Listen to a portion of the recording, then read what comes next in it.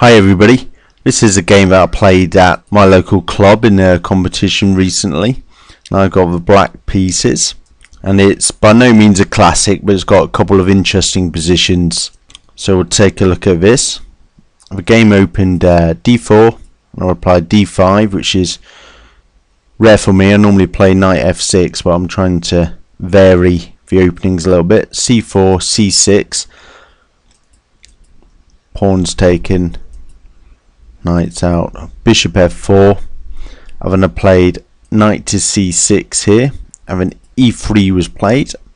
I had wondered if white might try knight b5, hitting a c7 square, something that you often see in the Sicilian as well, in some Sicilians.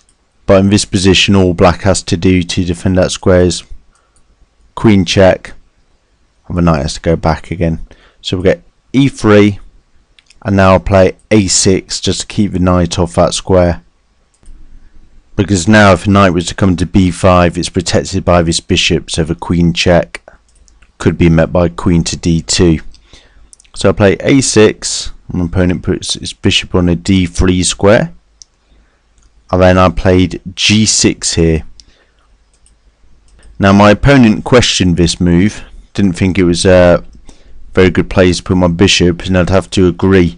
I've been caught between playing e6 and then getting a bishop onto this diagonal, or fianchettoing. And the reason I went for g6 is because of this strong bishop on d3. I had ideas of potentially in future playing bishop to f5 and exchanging off these bishops, even at the expense of doubling his pawn, plus the fact the g6 pawn would support knight to h5 challenging this bishop, and that's what gave this move the edge when I was looking at the position. However, from g7, although it's on a long diagonal, the bishop's looking towards the queen side, and my plans weren't really directed to the queen side, and so this bishop doesn't contribute much. So my opponent just continues development, knight f3, I continue bishop g7 with castle, and then he plays a knight to e5. So my opponent's got his knight on a strong square, e5, and I want to do something about that, and I also want to see if I can snap off this bishop, because its control of this diagonal makes things a little bit awkward for me. So I'll play knight to h5, challenging the bishop, and now the bishop's going to get exchanged off unless white plays what he does play. Knight takes knight, pawn takes, and bishop g5. Couldn't go to g5 before because I'd play f6, forking a bishop and a knight. And now I spend the next few moves getting myself a little bit tied up on the queen side. I played rook to b8, attacking this b2 pawn, putting the rook on a nice half open file. But my opponent plays a nice move here, knight to a4. Not only does it guard this pawn, it's also threatening to bring a knight into c5. And with a knight on c5, not only can I not challenge that knight, but he'll also be exerting influence over these squares and attacking the pawn on a6. So it's a very irritating move to have to face. So here I played the knight back to f6. So the idea being that if a knight does come to c5, I can play the knight to d7 to challenge it. Or rather, I'd play the knight there before the knight gets to c5. The knight won't get to c5 straight away because b2 pawn will be hanging. So now white increases the pressure. Rook to c1, attacking this undefended pawn, this backward pawn. And it actually becomes very difficult to defend. There's not a nice, comfortable way to look after that pawn. For instance, if I was to defend it bishop b7, the knight comes in. That b2 pawn is being blocked by my own bishop, and now we're hitting the a6 pawn twice. So queen to c8, queen to a4, and it's attacked a third time. So I could play rook a8 here, but it's a very restricted position. Can't play queen to d6 to protect it because we just get bishop to f4, and if I just play knight to d7, of course, just rook takes c6. This is one of the ideas I had when I played bishop to b7. The rook goes back. Kick the bishop. Again. Have an e5. Just trying to open up these diagonals and gain some space for my pieces at the expense of a pawn.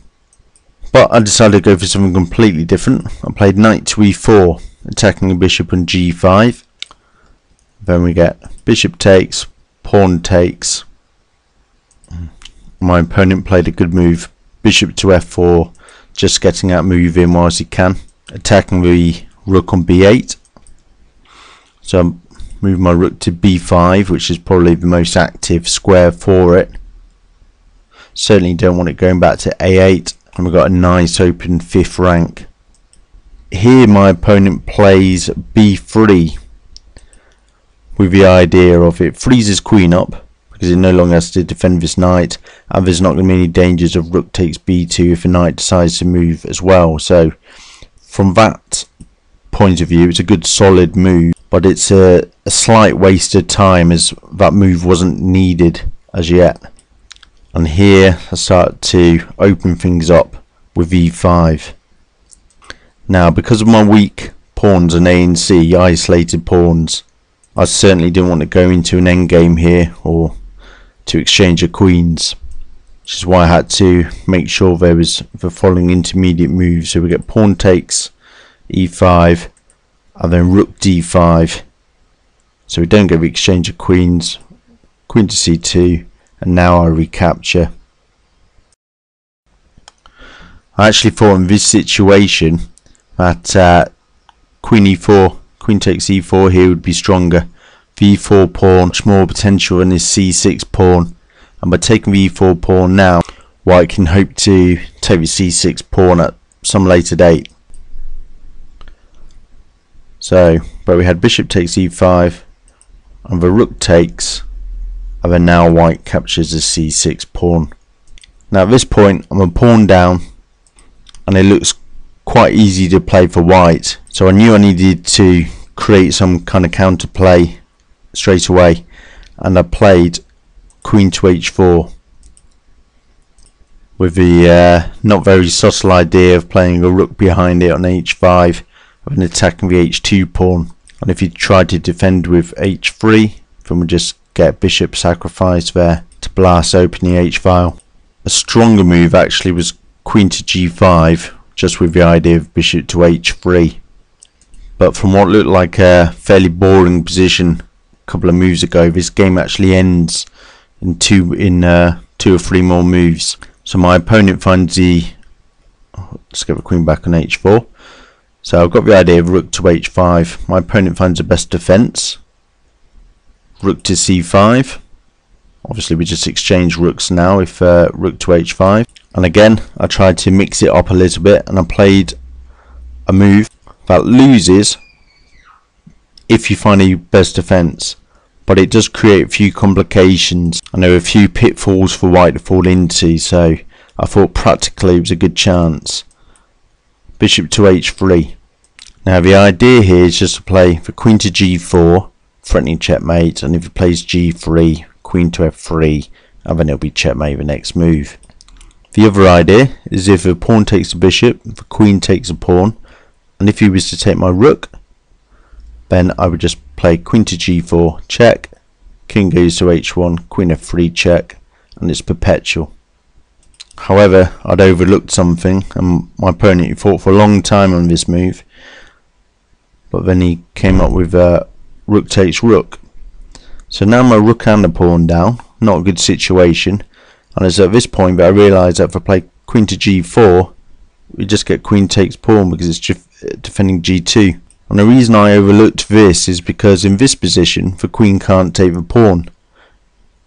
It's defended twice and attacked once, and even if one defender is taken out, then it's still defended once, but I overlooked the fact that it would now be attacked twice, and so the pawn could be captured safely.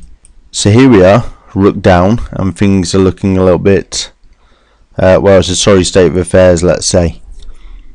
Now my options are severely restricted here, there's no going back, but I noticed that pretty much the only move I have here has got quite a few nice variations, and so I played bishop takes pawn.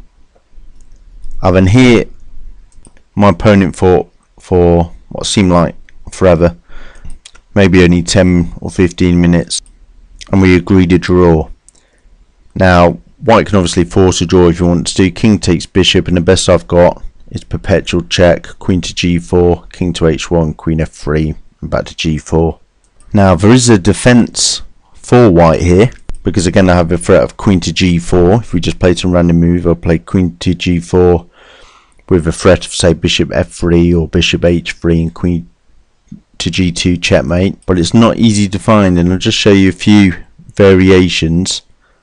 If we move this rook, if we play it to c1, which is as good a square as any, then queen to g4, and we've got the threat of checkmate, bishop to h3, king has to go to the corner, and queen to g2. And the only way to stop this is by giving the rook back, rook to g5, and then after the queen takes, queen to d6. So if the bishop moves, the queen can go to g3 and block the check. But in this position, black is absolutely fine. White will have the better queenside pawns, but I've got the bishop. His king's going to be in a lot of trouble and need to stay safe, and materials level again. So we're back to here. So white can't move his rook, and he can't take the bishop unless he wants to give me perpetual check. So what about f3? Well, after f3 we get bishop takes rook, king takes bishop, queen checks, then say king e1, pawn takes, queen comes back to defend, attack the queen, defended by with a rook, defended by the queen, block the attack.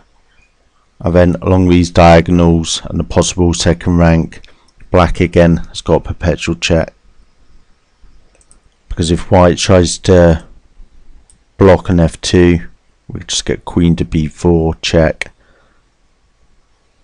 And so if we go back to this position, what was the defense for white? The defense is pretty much any move of this rook. For instance, rook to d5, and if we play queen to g4, queen to d6, and the queen can get back to the g3 square to block the check. So it's just moving this rook to allow the queen to d6 and to see the g3 square was the defense here. But that defense wasn't found, and so we agreed to draw in this position. But it's quite interesting that the defensive move was quite difficult to see. When we see a position like this and we're trying to look for a good move, we tend to assess our options as, can I take the piece? Can I move a piece that is attacked? Can I move a piece that's in danger, the king?